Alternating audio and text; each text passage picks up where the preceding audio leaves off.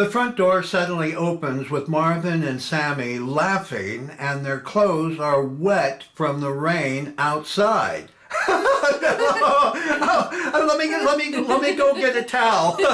Marvin goes into the bathroom. Hello, Baxter. Hello, George. Did you both jump off the Brooklyn Bridge? No, just a surprising downpour, and we had fun splashing in the gutter all the way home. Marvin enters and hands Sammy a towel. Here, and I'll get some hot coffee to warm you up. Marvin enters into the kitchen. It looks like you were hungry, George. Did you like it? I was so hungry I can't remember what it tasted like. Well, someone appreciated my delicious dinner. What took you so long? We took a lovely walk through the park before the sky opened up with a tsunami. Marvin enters the room. I see you're eating, George. As you can see, I was hungry, and since when do you go outside for a walk? What's odd about it, George? Is there a law about it? There is knocking on the front door, and Marvin opens it, seeing City. Marvin, it's your mother, and an ambulance is coming. Why? She's on the floor and having trouble breathing. Please hurry. George jumps up, rushing through the door, and Marvin grabs Sammy's hand, pulling her through the door, leaving Baxter dumbfounded and troubled as he quickly picks up the dishes, wine bottle, glasses, and folding table, and taking them into the kitchen. Soon Marvin returns and calmly looks at Baxter. Baxter, you're part of our family. I want you with us. Will you please come with me? I feel honored. Most definitely, my friend. They exit together from the apartment, and the lights slowly fade as the room goes to black. Act 2, Scene 2.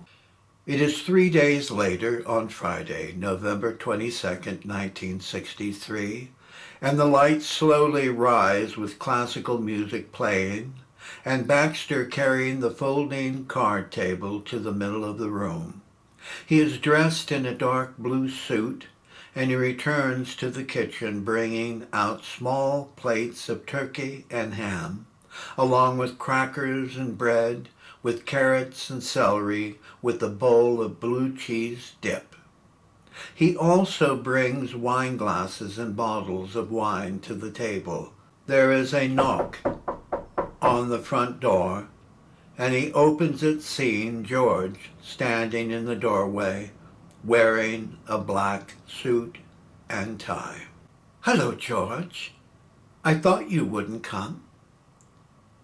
I changed my mind. George walks to the window looking out at the Brooklyn Bridge. Baxter goes to the kitchen and turns the music off and stands in the kitchen doorway looking at him. Are the rest of them on their way? Yeah, but I don't think I'll stay long. It's not a happy day for me. Baxter walks to him. It's a beautiful view, isn't it? It's just a bridge. It's more than a bridge, George. From where I come from, there wasn't anything like it at all. When I first arrived, I went to a bookstore and bought a book about the construction of the Brooklyn Bridge. Did you know that it was the longest suspension bridge in the world at that time between Manhattan and Brooklyn? No, I never knew that. They started building it on January 2nd, 1870, and it took them 13 years to finish it. Isn't that something to admire? It's just a bridge. It's just steel, bolts, and concrete over water. Who cares? I do. I admire that work.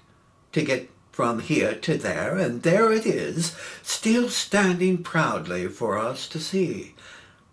Don't you think it was worth it? I hate going to Manhattan. I like Brooklyn more. At that moment, there is a knock on the door. Baxter opens it, seeing City wearing a dark dress. I'm not a Girl Scout selling cookies. Aren't you going to ask me in? Your beautiful dress is absolutely stunning, City. Don't flatter me. Those days are all over. Can I get you a glass of wine? Do you have white wine? No, only red. Red wine makes me drunk. I'll pass. Hello, George. Hello, City. What are you looking at? Are you counting pigeons? Axe Baxter. He's the authority of the Brooklyn Bridge. Am I missing something? He doesn't like Manhattan. I don't either. I hope you have the blue cheese dip in the refrigerator, because I don't want to be sitting on the toilet all day. City picks up a carrot and dips it in the blue cheese. Don't fry it. It was chilled overnight. My stomach thanks you.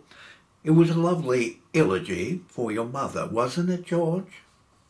Yes, it was. City walks to George, and Baxter walks into the kitchen. I remember whenever I came over to your house to visit with your mother, you two boys were always dressed in clean clothes, and they were ironed. She must have been chained to the laundry room. Do you remember that? No, if you say so. Did I ever tell you how I first met your mother? I can't recall. What? Do you have Alzheimer's? Well, anyway, I like telling this story. Baxter, come back in here. You might like it. And where's Marvin? Marvin and Sammy wanted to walk home after the funeral. Well, I always liked a big audience, but I guess you two will do. It was in 1922 when I went to an audition for a stupid play.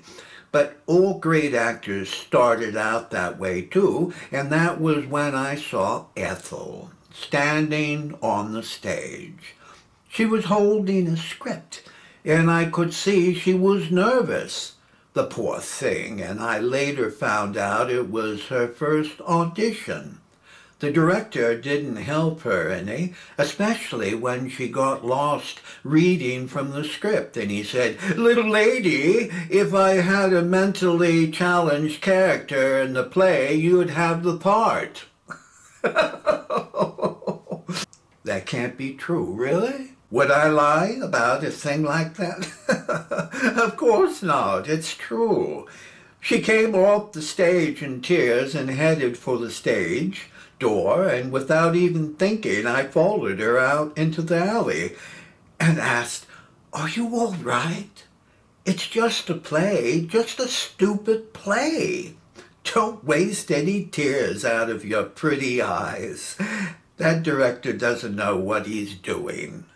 She wanted to be an actress? What's wrong with that, George? You make it sound like she was a cheap hooker on 44th Street. I didn't mean it that way. It just surprised me. There were a lot of things you and Marvin didn't know about my friend Ethel. Your mother was a very bright woman, and even smarter than me, and that's saying a lot.